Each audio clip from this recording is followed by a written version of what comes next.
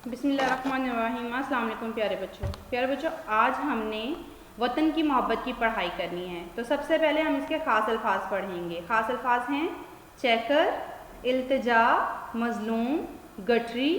बेटा गठरी काफ, ठे, रे छोटी ड़ी होता है, यहाँ पर तोएं मिसिंग है। तो बेटा मैं यहाँ पर तोएं लिख देती हूँ।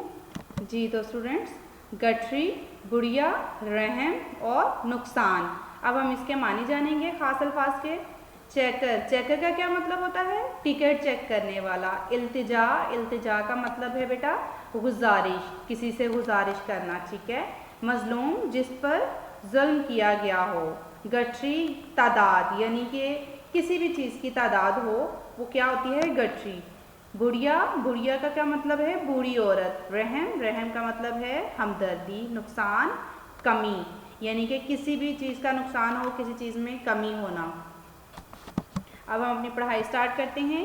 ये किस्सा पाकिस्तान के क़याम के चंद दिन बाद का है। एक बुढ़िया एक रेल के डब्बे में दाखिल हुई। इसके हाथ में एक गठरी थी। यहाँ पर भी तोएं मिसिंग है बेटे। थोड़ी देर बाद एक चेकर ने आकर सबके टिकट देखे। बुढ़िया के पास टिकट नहीं था। जब चेकर ने उससे टिकट मांगा तो बुढ़िया ने चेकर से नरमी की, इल्तिजा की और कहा। प्यारे बच्चों, ये किस्सा यानी कि ये वाक़या जो है वो ये पाकिस्तान के बनने से चंद दिन यानी कि कुछ दिन बाद का है। एक बूढ़ी औरत थी जो कि रेल के डिब्बे में बैठी। इसके हाथ में सिर्फ एक गठरी थी। थोड़ी देर बाद चेकर यानी कि टिकट चेक करने वाला आया और सबके टिकट देखे। बुढ़िया के पास टिकट नहीं था। जब यानी कि टिकट चेक करने वाले ने टिकट मांगा तो बुढ़िया ने चेकर से नरमी की, इल्तिजा की, यानी कि हमदर्दी की गुजारिश की और कहा, बेटा मैं अपना सब कुछ खो चुकी हूँ, मेरे पास पैसे नहीं हैं, सिर्फ ये गठरी है, मुझ पर रहम करो, टिकट मत काटो। तो उसने कहा, बेटा मैं अपना सब कुछ खो चुकी हूँ, गवा बैठी हूँ, मेरे पास अब पैसे भी नहीं हैं, सिर्फ ये एक गठरी है, मुझ पर रहम करो और टिकट मत काटो, यानी कि टिकट मत काटो, मुझे ऐसे ही सफ़र करने दो।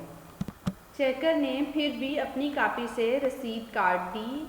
उसने बुढ़िया को जवाब दिया, अम्मा मैं जानता हूँ कि तुम मजलूम हो, लेकिन टिकट के बगैर सफ़र करने से पाकिस्तान को नुकसान होगा, इसलिए टिकट तो बनेगी मगर इसकी रकम मैं अपनी जेब से दूंगा। फिर टिकट काटने वाले ने कहा कि चेक करने वाले ने अपनी टिकट वाली कॉपी से रसीद काट दी और बुढ़िया को कहा कि अम्मा मैं जानता हूँ कि तुम मजलूम हो, लेकिन टिकट तो बनेगी, क्योंकि उसने पाकिस्तान का भी फ़ायदा सोचा और बूढ़ी औरत का भी। तो उसने कहा कि ना तो मैं पाकिस्तान को नुकसान होने दूंगा और ना ही तुम्हारे साथ कुछ बुरा होता है, इसलिए मैं टिकट काटूंगा और इसकी रकम अपनी जेब से दूंगा। तो प्यारे बच्चों, हमें इस पूरी कहानी से किस चीज़ का दर्स हासिल होता है? हमें इस पूरी कहानी से रहम दिली का दर्स हासिल होता है कि हमें हर किसी से रहम दिली से पेश आना चाहिए। ओके बेटा।